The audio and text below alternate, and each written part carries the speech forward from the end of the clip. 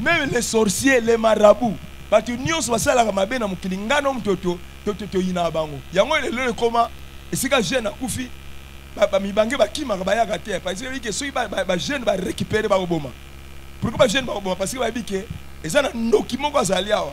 Ye mutalaki mutu wana. Surtout ba tate ba tuna ba mama ya suki ya pembe. Le comment mutana suki ya pembe, n'est-ce pas? Azana kindoki. Yango na bonde la suki ya pembe bimangamba mute. Parce que si vous avez des gens moi, quand moi, c'est la famille, je vais bien essayer.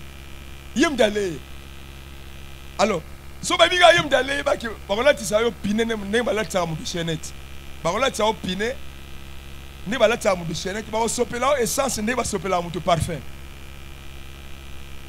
Et bien, comment tu as allumé, tu vas boire qu'il y a au Koufa. Tout le monde a qui ça, n'est-ce pas? Baboma. Et puis, il y a un mot de colère. Akede ova na njili ndekone moka kufi balobi yende ndoki ye na tata na baondo batumba bango batumi bango parce que baza bando mais nzambe atumba ndoki te. Dieu a tant aimé le monde, Dieu a tant aimé même les sorciers. Babi pose nzambe zate mutema sumu akufa pose nzambe za mutema sumu abongo la motema na ye pona nzambe bi abikisa nzambe nga mutema sumu.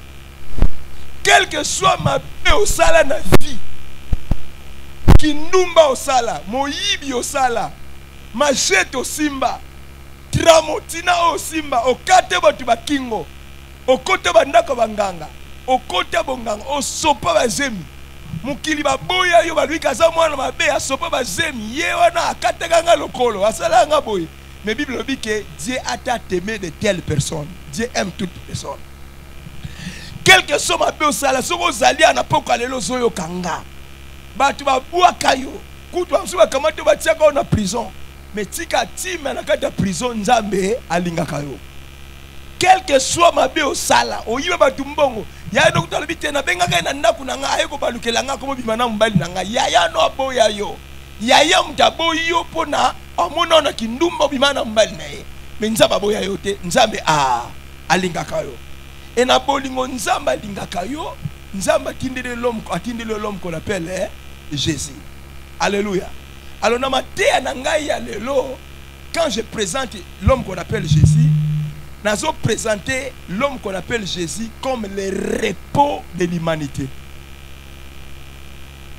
So na bi humanité, okomo nango humanité te généraliser ngo. C'est-à-dire le repos des hommes. Si on a vu le repos des hommes, on a particularisé Jésus-Christ, c'est ton repos. Et si quand on a mon boulot na vie, mon temps qu'on peut ça repos, et ça Jésus-Christ. Thème l'homme qu'on appelle Jésus, tu vois quand on a Jean chapitre 9e. Mon temps botama aveugle. Asa aveugle parce que non a comment aveugle, hier a comment aveugle, hier botama aveugle. Et mutu abotama aveugle na vie na ya mona raté mutu wana na vie na ye à cause na reporter. Voyez, il y a des situations na vie na yo soki ezolanda yo, tu n'auras jamais de repos. Église okanga. Le repos est lié na ba condition oyo vivaka nango. Le repos est lié na état oyo yo zanango. Si tu vis dans de mauvaises conditions, tu n'auras jamais de repos. Tu auras les troubles. Si ta vie est allée dans condition à ma baie, vie est allée dans l'état à ma baie, on va reporter. Moi, dans mon bali, oyo, banda botama a monate. Bande koma ba o mona, ba leki ba bote na sima ba o mona, ba mbua ba o mona, ba ntaba ba o mona. Ba mpuku ba o mona, mais ye oyo azali image na ressemblance à Nzambe a mona gate. Mutande wana koza na sengote, mutande wana koza na reporter, mutandenge wana na vie na ye a kozala troubler, pe a kozala toujours à agiter. Alors, Yesu azo le kamoni. Guérison ya mutu oyo, Yesu Christ abandango sous forme ya question. Atuni batu albi tala mutu wana. Ebandana sous forme ya question. Question ngo Yesu te mutatuna question wana eza ba disciple ne mutatuna balbi nkolo tala mutu wana abotama aveugle. Est-ce que Esaïe muta sala masumu pona abotama aveugle to ba parents na nde basala ka disumu babi te Esaïe te muta sala disumu ni ba parents na ye. Nzambe muta lingaka abotama boye pona misala ya Nzambe emoni sama. Moni misala ya Nzambe moni samaka là où il y a des troubles, là où il y a des problèmes. Na vie na yo soki nyonso za ko kokeza malamu Nzamba uzala musala usala te. Nzamba usala azala ka na musala usala là où il y a des problèmes. Là où il y a des agitations, là où il y a des troubles, là où il y a des maladies, là où il y a des problèmes. Si on a meki ko étudier Nzambe, Nzamba luka musala. Biso ba dokima musala mais Nzamba luka musala. Yango na vie na yo il y a des troubles dans la vie, on ne peut permettre parce que à tel na vie na yo et le comment vous trouble ça te donc à vous en musala au sala. Le quand vous en musala au sala c'est que la vie na reçoit gloire te abino il faut na provoquer les camomos go boye pour na pese trouble. Na pese un exemple moko. Parce que je va ça bien. Affaire na ye malamu, bana na ye malamu, libala na ye malamu, santé na ye malamu, business na ye malamu, makamne nyoso malamu, ba relation na ye malamu. Nyoso na vie à Job ezala ki bien. C'est comme ça va bien ah nyonso na fia mwana ezabie seke ngana za musala usala wote ngana za na posa na sala musala alors na réunion o nzaba usala na lola satana yi en principe na réunion nzaba usala na ba ange nzaba ko permettre satana te ngabe ngana yi bomoni ngato bandi midulo ati bomoni na kangi ba demoti na bengani ba na za na posa na bango ate mais nzaba permettre na réunion satana ya a permettre satana pour na satana pese musala na fia Job. Satan a tout ni. Aïbsi ndaba abni ko provoquer Satan. Satan. O tu abona to yenga ngana mklabi omoni safety na Job. Oh mutu abanga kanga alinga kanga to sanga. Satan abi abanga ka c'est parce que au pambola pese moi c'est kitoko. Bana kitoko biloka kitoko. C'est qu'on nzaba o provoquer pour na Satan na no frapper Job. Pour na nzaba zo musala na vie à Job. Et Satan n'a pas accueilli à bêti abominioso. Azongi susu. Nzaba le bien okomi est-ce que awanga ninga te. Alinga kanga abanga kanga abi abanga ka c'est parce que abominioso mo bateli santé. Boma santé na ye au monde. Nzaba biko kende. Akesu ko boma. Mijo wa longa nzambe te. Si ma vie à Job ekufi mikamyo se kufi nzaba zu musala. Musala ya nini? Ya ko recommencer, ya ko restaurer vie ya Job. Babi mutu amaboye pona misala ya Nzambe emonisama. Nzambe mta permetaka pona azala misala ya osala na vie ya mutu wana. Alors pona Nzambe as biki sa vie ya mutu wana, Dieu n'a pas envoyé un ange. Dieu a envoyé Jésus-Christ. Atteindre Jésus. Quel est na mukili? Moko ba raison yeso yelaka na mukili ezalaka pona abiki sa mutu abotama aveugle ne. Yango tango yeso oleka et aleki ka na nzela aveugle azalaki et ba disciple na ye ba tourner question et yesu peut à répondre question que abotami boye non parce que asalaki masumu. Abotami boye c'est parce que Nzambe mtalinga ndenga tala Nzambe emonisama. Yesu azu soyi abwaki na mabele azu soyi asangisa na mabele komi poto atie na miso mutu wana abiki no sukola reteva silowe ako sukola mbala moko amoni babi amoni clair esika mutu amoni clair esika repose là moi mbali amoni clair abandi ko sepla ndi bamni ko tuna na sala ona na sala yango et à celle on ndeni abino mutu abiki singa c'est l'homme qu'on appelle Jésus.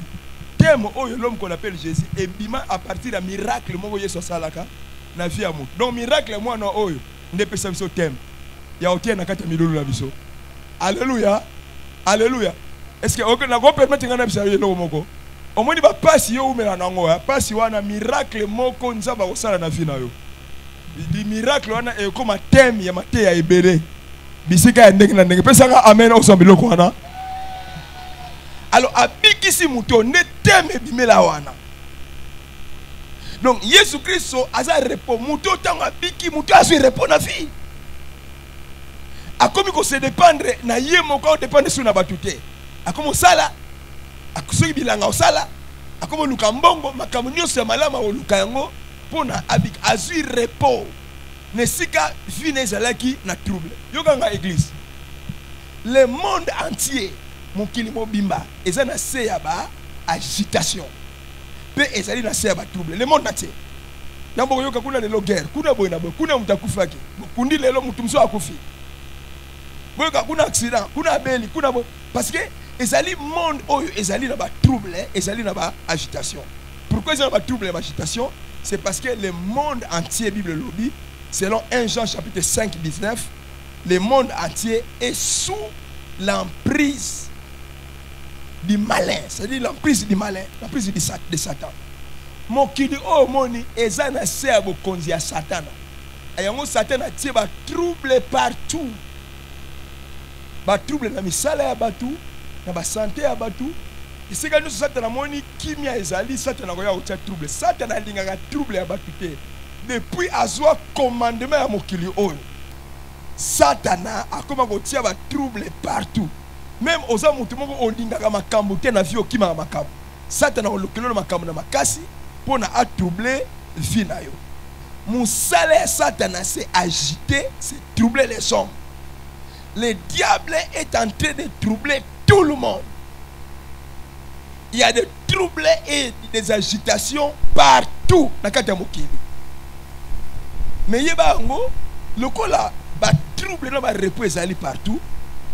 Repos ezali un trésor pour les hommes. Repos linkoloba ko pema. Le repos est un trésor pour les hommes. L'homme a été créé pour vivre dans le repos. Nzamba kela mutu te pona mutu a vivre dans le trouble. Quand Dieu avait créé l'homme, l'homme n'avait aucun trouble dans la vie. Makambo nyonso na vie ya mutu ezalaka kimia. Kanga eloko oyo Nzamba kela mutu na image na ye pe na ressemblance na ye. Donc ndenge Nzamba zali, ndenge Nzamba lingi mutu azala. Lokola Nzamba za Nzambe ya repos, alingi pe mutu oyo akeli azala mutu ya repos. Babita Nzamba keli mokili na 7e jour ya création. Dieu se reposa. Nzambe apema. Nzambe andima apema parce que Nzambe a dit que repose à trésor, repose à le commun. Ce qui Nzambe alingi apema zo repos. Est-ce que Nzambe a kolingate mutu azana imaginer ressemblance na zo repos? Nzambe olinga o. Nzambe apema ka. Nzambe lukaka mukolo moko apema.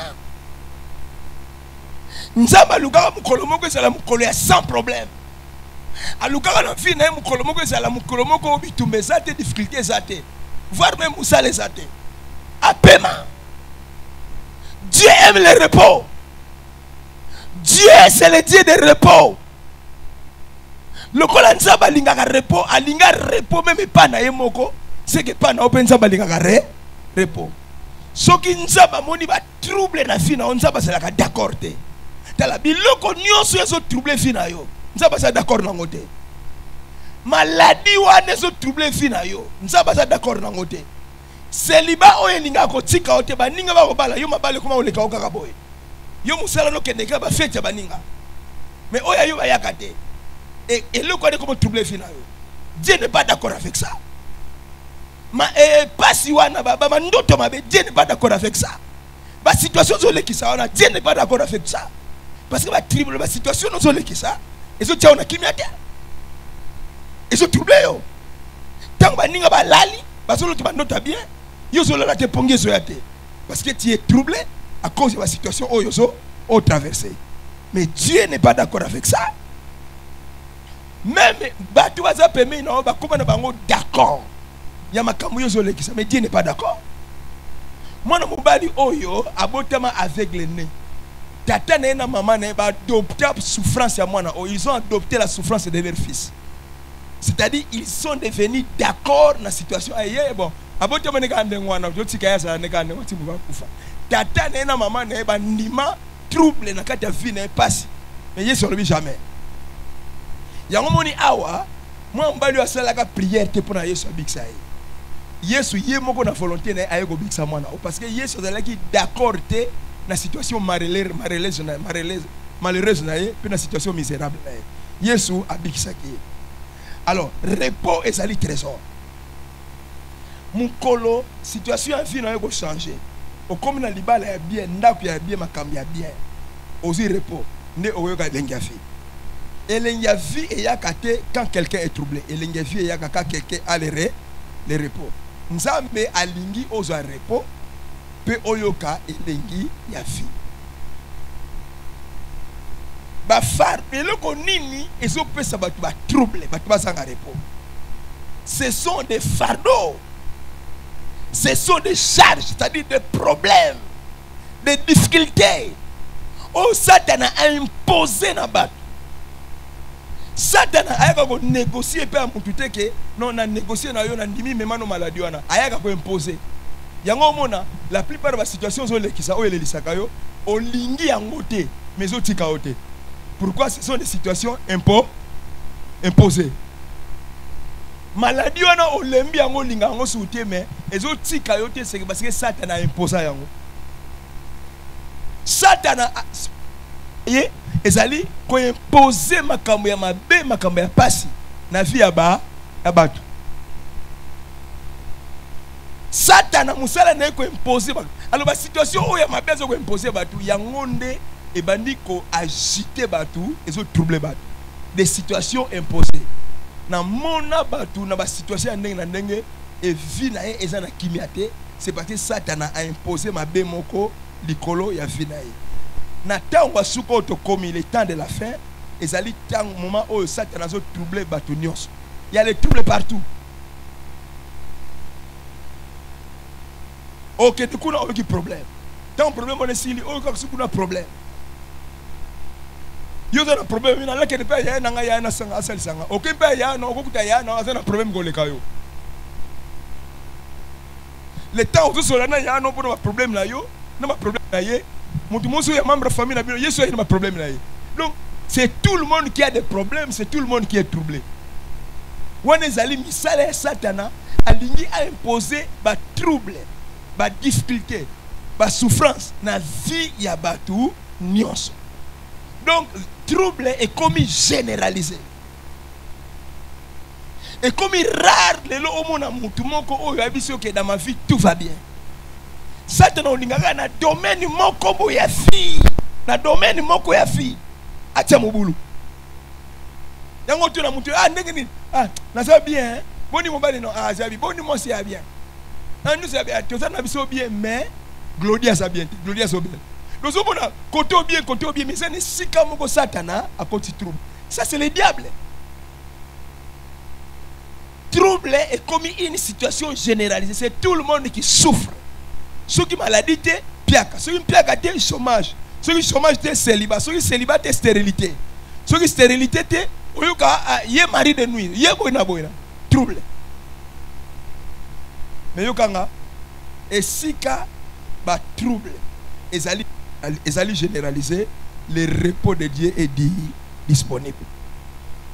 Nengo fandi wana, quel que soit le trouble ou le kakanafinayo, le repos de Dieu est dit. Le repos de Dieu est dit. Le repos de Dieu est dit. Le repos de Dieu est dit.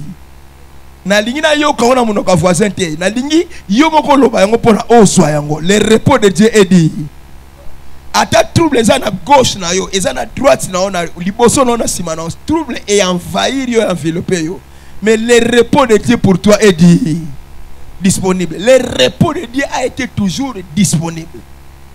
Alors on peut ça yo rapidement 4 secrets oyo et qu'on rendre effectif repos en Nzambe ou est déjà disponible. Ne te fais dire le repos est disponible. Dieu c'est le Dieu de repos. Repos en Nzambe est disponible pour nous. Yo boko uza fi akimia otato lipi osepeli. Oko uza fi akimia mama oya uti aba pesi témoignage. Bana bana obela asaki na trouble. Mais Nzambe abikisi bana onesi le comme na repos. Et même dans le domaine où je suis affiné, où est-ce qu'on suis reporté? Ce qu'on nous dit, Nzambe malama, nous qui l'homme qu'on appelle Jésus. Il va que, à vous appeler repos. Bien aimé, le repos de Dieu est vrai. Le repos de Dieu est réel. esika o babundisaka bundisaka nzamba ko pesa o repos. Alléluia. Esika babundisa banyokolaka nyokolaka yo soki nzambe a décidé a pesa o repos, a pesa o repos. Ban Israël basala 400 ans comme esclave. Basala ki na trouble. Repos ezala ki te. Mais mukolo moko nzamba kiti alobina yoki kolela na moni passe na bango. Lelo na kiti na bikisa bango. Abikisa bango. Peuple o balela 400 ans mukolo na ba yemba ndenge na ba yemba te. Parce que nzambe apesi bango repos. Yokanga 4 secrets à Mikise. La 10 minutes, je crois, les 4 secrets au Yukoka. Le premier secret, la première clé, Oyo, et qu'on peut savoir répondre à vie, c'est quand il vient à Jésus-Christ. Donc, on simple. Le premier secret, qu'on peut savoir repos, c'est venir à Jésus-Christ. Qu'il n'y a pas à Jésus. Totangi dans Matthieu 11. 28, si vous quittez la 30. Venez à moi, vous tous qui êtes chargés et fatigués.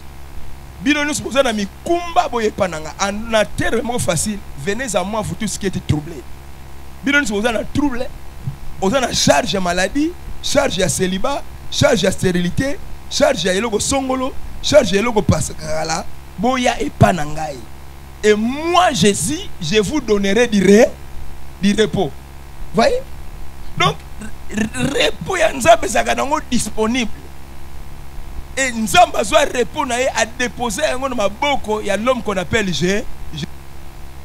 Si quand Jésus a tout temps na balabala ko benga batu nyonso venez à moi, vous tous qui êtes fatigués et chargés. Donc vous tous qui avez des troubles, venez à moi. Et moi, qu'est-ce que je ferai tant que vous n'êtes pas nanga? Moi, je vous donnerai du repos. Jésus, c'est le repos de l'homme. Église Boyokanga. Jésus, c'est le vrai, c'est le véritable repos de l'homme. Il n'y a pas de repos sans Jésus-Christ. Mongo et pesaka mutu repoté. Tout le monde a battu bazar ba million me balala kate. Tout le monde a battu parking et tourné la mitu comme balala kate. Tout le monde a mutu la azana ndaku soko koti na ndaku na ye. O mona lokolo koti na paradis. Mais na ndaku ala ko la te. C'est-à-dire ndaku oya tonga et pesi repoté. Ba voiture a sombe et pesi repoté. Mais mona mutu mososu allez matembele na Thompson. Malali pongia bien. Pourquoi Lali Pongia bien? Parce qu'il a dans sa vie l'homme qu'on appelle Jésus. Pascal Bayoka. Parce que dans la vie, il a l'homme qu'on appelle Jésus. Jésus, c'est le véritable repos à Moutou. Nano mona Moutou, Tibanam qui le salema, à Télémana Libanda, alors venez à moi. Vous tous qui êtes chargés et fatigués. Aux la maladie, Yaka. Au bas la gâté, Yaka. Na famille na bino bobo tagate yaka. O bozaka musala te yaka. Donc à qui pète niveau ya problème na yo, oza ezala muke, ezala munene, ezala 2 ans, ezala 1000 ans. Abina bino ya. Parce que c'est lui qui donne le repos. Venez à moi vous tous qui êtes chargés et fatigués. Aussi on lembi fi, alobi yaka pa nangai et alobi na verset o elandi et car je vous donnerai du repos. Ngai. Nakope sabino repos. Luka ndeko kaza na gauche na na droite na yo. Loba na ye Jésus Christ o bazote na poko lelo. Bandela loba Jésus Christ o bazote na poko lelo. Azo pesa nga repos. Loba repos o yanga. E o banda lobite. E o banda minuite. Ezo banda lelo. Ezo banda sikoyo. Loba voisin talanga bien. Banda oye banga. Vie na ngai. Ba trouble na ba trouble. Mais kala mingi te. Tango komona nga. Okomona ba trouble sili. Na place ya ba trouble. Okomona repos. Loba ne kala mingi te. Okomona repos. Na kati ya vie na nga. Loba kala mingi te. Okomona repos. Na santé na nga. Ningise loba kala mingi te. Okomona repos. Nanda kunanga. Lenga ba kala mingi te. Okomona repos. Na ba classe nanga. bouger le bakala mingi te. Okomona repos. Na misala nanga. L'homme qu'on appelle Jésus. A pesanga repos. Pesanga amen ayoka. Pesanga amen ayoka. Ye ata mbonge etelemi ndenge nini. Aza na pouvoir ya ko calmer mbonge. Mukolo mbonge betaka ba discipline na boatu. Bango bazolela to kufia ye apema. Tango lamuki. Alors bili mbonge tais-toi. Calme. Bien il balé et suis calme. Na kata boatu basu repos. Boatu wana zo représenter finayo. Kaka ndenga pesa ka batu azaki na boatu repos. Na poko lelo apesa yo repos. Niveau ya amen na yo za niveau ya miracle na yo. Oya pesi amen na muke za miracle muke. O pesi amen na ndambo za miracle ndambo. Amen na milai repos ya ni miracle mulai. Amen na munene repos ya miracle munene. Amen ya kafu kafu miracle ya kafu kafu. Ngana kondima ke yo zo miracle ya kafu kafu. Satana linga te lelo za mukolo na yo. Bandoki ya balabana bino balinga te za mukolo na yo. Voisin aza pembe na yo alinga te lelo za mukolo na yo. Yo yela ki voisin to yeki l'homme qu'on appelle Jésus. Voisin atika yo kimia. Onyoko mingi, oleli mingi, osambwe mingi, oyoki soni mingi. Sakina o mingi, mais mbalo faut un repos. Mbalo faut pe sa témoignage. Ba mono pe na fatira malamu. Ba mono pe obali ba ti ope bag d'alliance na musabi. Pesanga amen wana. Soki na famille na bino babala kate, famille na bino zaka kayaka to fanda. Yo mtali boso bala na famille na yo. Est-ce que nazoka amen wana? Est-ce que amen wana? Ngai esika na sala ka église. Eza babenga ngo quartier Mombele. Quartier ono babala kate. Quartier ono batiaka bazemi kaka. Mwana numéro 8 batie zemi na numéro 10. Mwana numéro 12 batie zemi na numéro 14. Bazumi lambane batie na sachet ya viva. Bakie kotika ye bako transférer ba transférer na kambongo. Metango clinique charismatique ye na Mombele. Bana basi bakomo bala. Na bina bana basi bakomo bala. Bana basi babotisa bango bana 4 babala. O babotisa bango bana 3 babala. O batula babala. Na pambola mariage ande. To comme en église na biso mukolo moko to pambola mariage mibale. To pambola mariage koleka. Parce que l'homme qu'on appelle Jésus a côté makambo. Tika te lelo yeso kota makambo na yo. Na yo ki ote yeso kota makambo na yo. Soki bandoki bakota ka makambo na yo lelo yeso kota makambo na yo. Yeso kotika yo boyete. Yeso kotika boyete. Ndenge bandoki bakota ka makambo no makasi, Yesu pazo kota makambo no makasi. Ndenge bandoki abalaba bakota makambo na nko, Yesu pazo kota makambo no na. Pesa nga amen ali bosokoko. Pesa nga amen na mutu alingasa na délivrer lelo. Vie na yo koma li solo ya malamu. Yesu ko changer li solo. Oko koma mama ba témoignage. Bayeba ka mama bilela lela. Moko koma mama bi yemba yemba. Bayeba ka tata bilela lela. Ba koma tata bi yemba yemba. Bayeba ka yo mama bi defa defa. O koma tokolongo tata mama bi defa defa. O koma mama bi pesa pesa. Pesa nga amen ya bien yo ka pardon.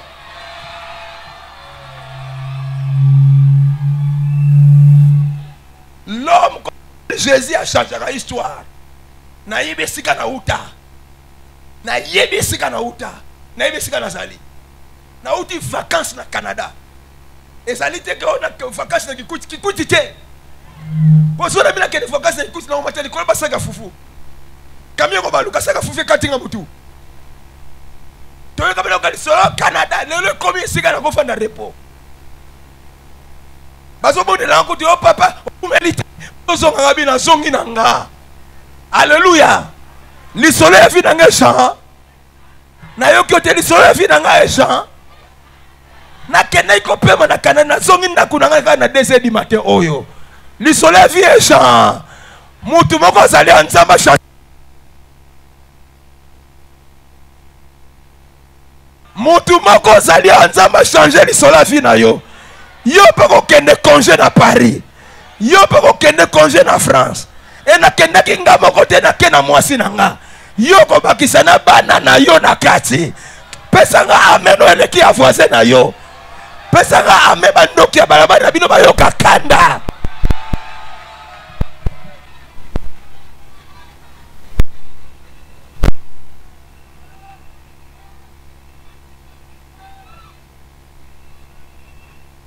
Jésus n'a pas changé. Il est le même. Hier, aujourd'hui, et éternellement. Soka sala qui on pas ya Isidore. A sala qui on pas ya Vicky.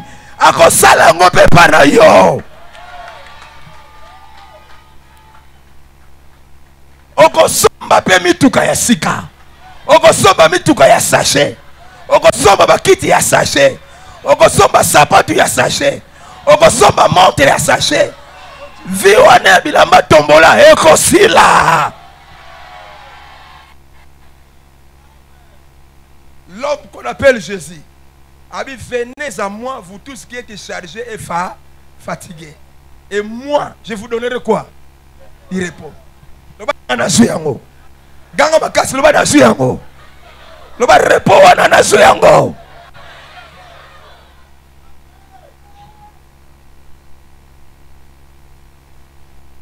Satan appelle ça un repos. Kokene na ndako nganga te. Oko no bakuna na uza repos. Okene na maladie moko kena na ndako nganga abakisi lo mibale. Okote ki pa na maladie moko pimi na maladie 14. Ça c'est l'homme, ça c'est le diable. Kene sou ezala mukola suko ke pe mama ba sukula batu la butu. Mukola suko ke pe batu bakata batu nzolo. Na place ba sukola na minuit. Yaka pe l'homme qu'on appelle G. Loba yango koleka bandoki ba yokango yaka pe l'homme qu'on appelle G. Ganga amen amunene. Kobanda lelo la pana yo na ndako ba mama mbikudi. La pana na ndako ba mama oyo ba beta ka zeke. La pana oyo pe mama oyo ba ngana sukola ba tu na minu. Azo sukola yo te azo sukola po azo pota yo nebo tutu ya mibale koleka. Mais l'homme qu'on appelle Jésus soko yepa na ya opesa o repos. Venez à moi. Venez à moi. Vous tous. Vous. Nayoka vous. Nayoka vous. Est-ce que aponi batu? Akaboli batu? Habite mibali bafanda kabasika baya. Est-ce que alobi ke basi baya mibali bafanda? Alobi ke mibali bafanda kaka basi baya. Alobi te mibali kaka ne baya. Abi mikolo kaka baya. Batambo kaka baya. Alobi banani? Nani nayoka banani? Nani nayoka banani? Nayoki ote banani? Nakata futusu wana yope o. Tikana nakata futusu wana yopo zali. Na nombre ya bato yesu obiki sa yopo zali. Na nombre ya bato yesu okangola lelo yope o. Aujourd'hui la guérison est pour tous. La délivrance est pour tous. Élévation est pour tous. Gloire est pour tous. Nyo se malamu ze abatu nyo. Ganga makasi na ngai pe. Yebisa fwaze ngai pe na za na kati. Luka batumisa loba lelo élévation eza abatu nyonso. Loba komeka no kutu kolongolanga te. Loba atoli te longolanga ego simba te. Balobi ke eza abatu nyonso. Loba eza abatu nyonso lelo. Ya lelo eza ya kopona te. Ya lelo eza ya kofuta mbongo te. Loba na ya lelo eza ya batu nyonso. Ya mibale loba na ya lelo eza ya ofele. Oya ndiminga pesinga amen wana. Venir à Jésus. La deuxième chose. Abi, prenez mon joug sur vous. La deuxième chose, c'est prendre son joug. Prendre le joug de Jésus. Et alors, venez à moi, vous tous qui êtes chargés et fatigués, je vous donnerai repos. La deuxième chose, prenez mon joug sur vous et recevez mes instructions. Et vous aurez le repos de vos âmes. Prenez mon joug, recevez mes instructions. Et le Koyami Balé Ezali, le joug de Jésus-Christ. Omoni, joug Ezali, et pas à Satan, joug Ezali, un symbole de servitude. Mais et pas à Nzambe, joug Ezali, symbole de attachement et dépendance. Je vous montre. Joug est où ta Joug n'a pas Satan. Ce qui joug ya Satan. Et ça symbole de servitude. Assujettir yo ou comme esclave na.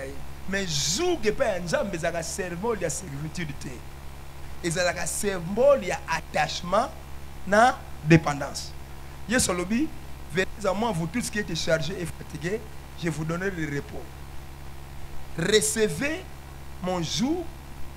Donc, prenez mon joug sur vous, prenez mon joug et recevez mes instructions. Ce qui joue à Satan, c'est la servitude. Donc, comme esclave, mais ce qui joue à Nzambe, c'est l'attachement et la dépendance. J'explique ça. Les kamba joug oyo et outa na domaine na banyama, domaine na bangombe. Ce qui balingi ba tia ngombe na servitude. Ngombe aba na komemela ba kilo. Aba na kusala ba tubilanga. Ba kamata libaya moko to ebende moko ba kamati ba ngombe mibale ba tie bango na kingo. Libaya wana ebende ba tia ka ba ngombe na kingo ba tache ngombe mibale pour ba la capable ya komema kilo. Ba tia bango na servitude. Libaya wana ba tia bango na kingo ba benga joug. Ba tia bango joug pour ba sijetir ba comme esclave. Il y a ba colonna, il y a ba propriétaire en ngombe, ba sel la bango bilanga, ba memela bango ba biloko. Ça le joug. Donc joug et pas ça c'est la servitude. Ba commission esclave. Ba so sali so makambo ya mabe na makasi. Mais pas Nzambe, le joug c'est l'attachement et la dépendance. Et lingo bani. Ba so ngombe mi balé, quand il logo bati bango joug wana, les deux ngombe ba koma attaché.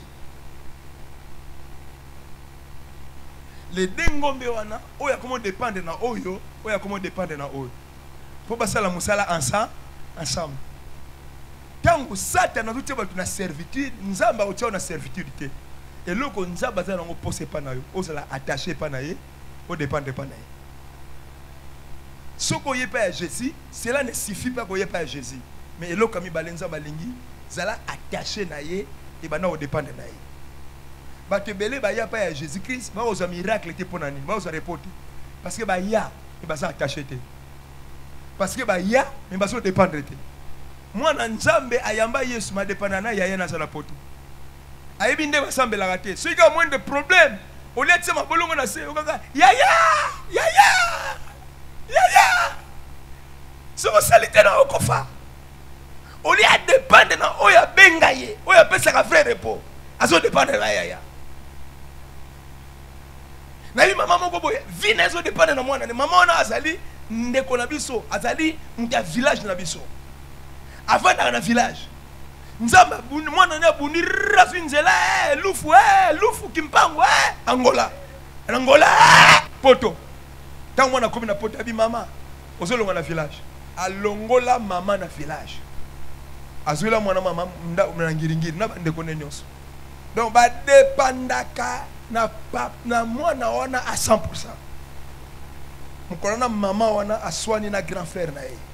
Na matanga aswani na grand frère. Grand frère abi ozo tiela nga munoko. C'est parce que oza na moi oza na ki kakala na yo afanda na poto. Abengi mwana na ki kakala. Abi zela dans quelques jours on le laisse yo. Ozo mboka. Bien aimé, un mois mwana wana na poto o place mwa dépendaka mutu ekita na se. Mutakufa. Mutafuta ndako azake. Mutaolesa bango azake bazonga mboka. Parce que bazo dépendre pas ya mutu. Soko yepa ya Jésus apprendre ku dépendre pas na ye. Tika vie chrétienne ya likolo comment ata. De là pour la conclusion. Il faut même sabino ba obo yambi Yesu Christ comment ata. Yoko yamba Yesu Christ le après ko yamba Yesu Christ comment ata. Kangama na ye ko suka kangama na ye te bana ko dépendre na ye. Soki na luki mbongo, natana posa mbongo, na sengi pa na ye. Et lorsque nous posa, na sengi pa na ye. La dépendance, c'est ça, prendre le jour. 3. Recevez mes instructions. Soki yambi Yesu Christo, ko suka na ko yamba Yesu Christo te. Yaka na église aux instructions. Mais instructions ce sont les enseignements. On doit t'enseigner. Yaka na église va terre yo. Yaka na église pour nos colla. Mais instruction yango ne ko diriger, instruction yango ne ko kolisa yo. Yango ne ko pesa o mayele.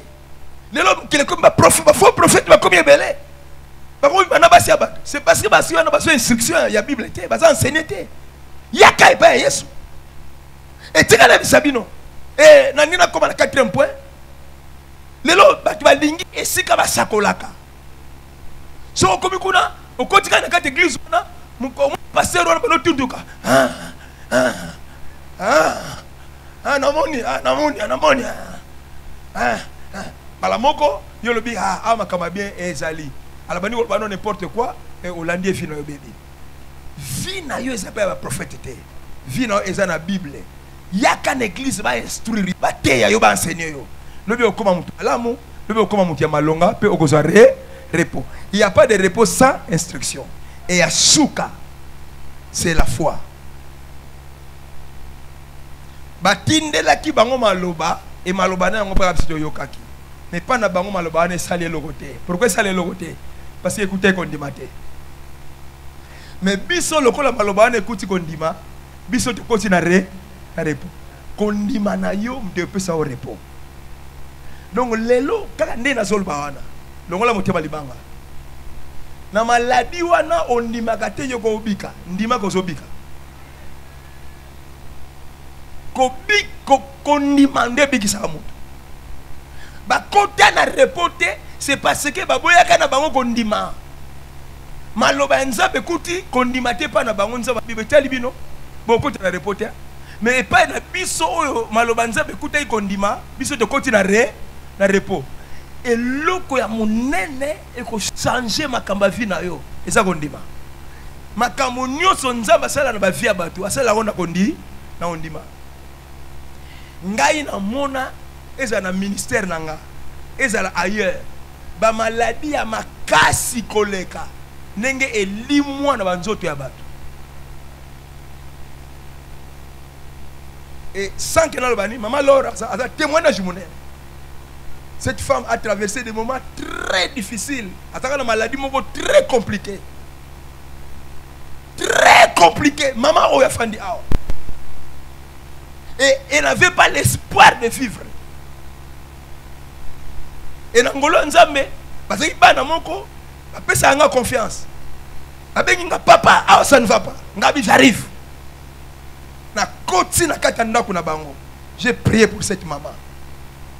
Batu bamene ko trouble vie na ba membre ya famille na ba zolo ba nzoto biso ya bonga ya sala boy to mona ko bongsa famille to ko sala boy bona boy ngabi na bo bima sans prière bo kotaka wa permission te bo bima pe sans permission kaka ndena bi bo bima bo bimi lelo tellement ça fait des années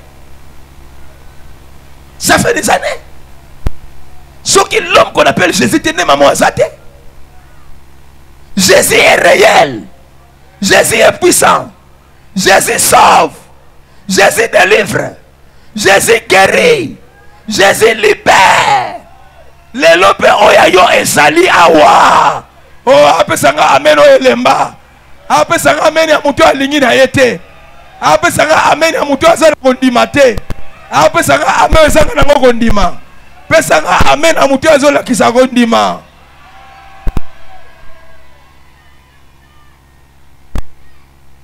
Tout le monde a une maladie grave. Et dans Ngolo et Nzambe, j'ai vu des morts ressuscités dans le ministère. Foi. Tout est possible à celui qui croit. Ce qu'on dit, ma camé va changer. Ce qu'on dit, n'a pas qu'à ma camé va changer. Oko bima awate sans que ose repos. Ah, bandela pesanga me mate sili. Oko bima ndengo kota kite. Nzamba opesa yo repos. Nzamba opesa yo repos. Soki nzamba pesi yo repos. Nani yango akoboya? Nani yango akoboya? Soki nzambe apesi yo repos. Église nani yango akoboya? Lelo okobima awa na repos ya nzambe. Lelo eloko o etungisaka yo ezotikala awa. Pesanga amen wana. Pesanga amen wana. Na pesa o témoignage ya suka parce que l'ité esili. Na za na poser un témoignage wana endimisa kondima na yo. Eza na mama moko église na biso. Mama wana afandaka musika te afandaka lokola en diagonale na église. Satan alobi na ko boma vie na yo. Mama wana babwaki de maladie ya mutu.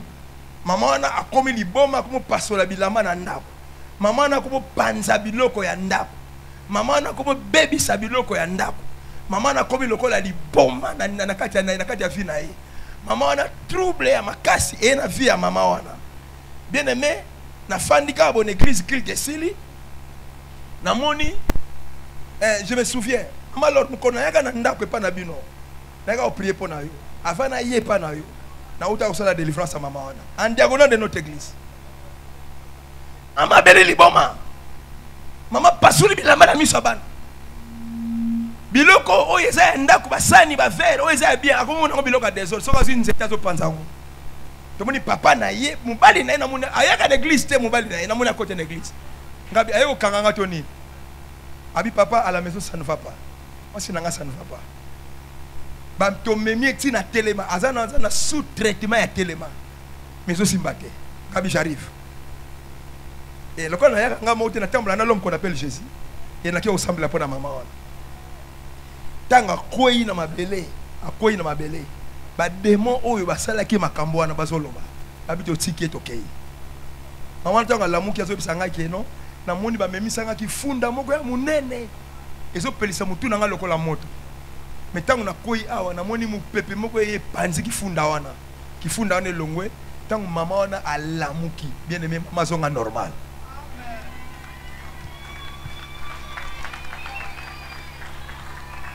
Moto alingi miracle awa alingi miracle abeta maboko boyete.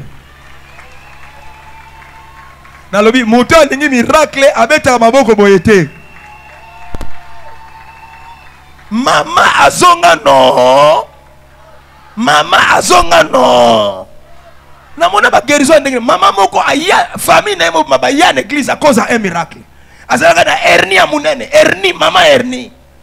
Faut ba opérer ba sali examen no so ba azana hernie ya munene. Ba pesi jour à opérer. Avant jour d'opération maman na aye na salaka service à miracle en église. Na sambeli pona ye mama koyi na mabele. Ye betanga koyi na mabele, azo même vision ba même ça qui funda ya munene. Tango mama alamuki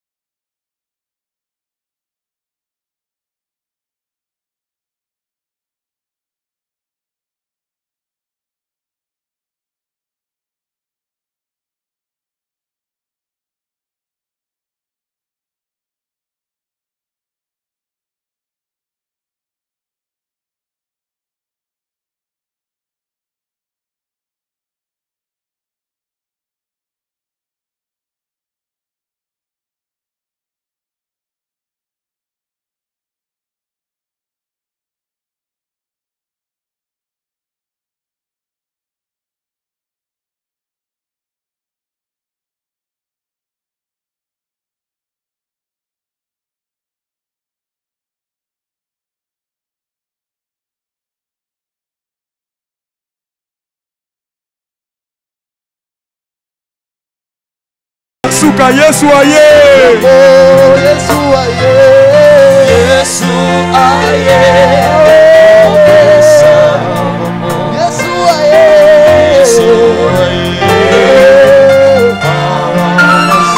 Yesu aye.